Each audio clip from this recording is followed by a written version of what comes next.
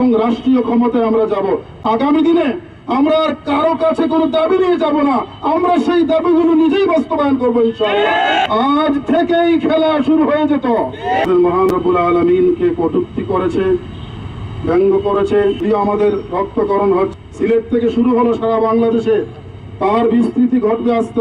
যারা ঘোষণা দিয়েছিল আজকে শহীদ মিনারে আসবে, চলে আসলেই ভালো হতো আমার মনে হয়। ফাউল আউলেরা, পাগলার জাতিরা সাবধান, বের হবে না, বের হওয়ার চেষ্টা করবে না। প্রশাসনের প্রতি আমাদের বিনীত অনুরোধ থাকবে, এই আবুল সরকারকে আপনারা যেভাবে গ্রেফতার করেছেন তাড়াতাড়ি ফাঁসির ব্যবস্থা করুন। আমরা অপেক্ষা আছি। যে তাকে সমর্থন করবে সমান দোষী, তাকেও তার সাথে একই রচিত ফাঁসির ব্যবস্থা করতে হবে। আউল বাউল ফাউলেরা রাস্তায় বের হয়ে প্রাণনাশের সম্মুখীন হবে না।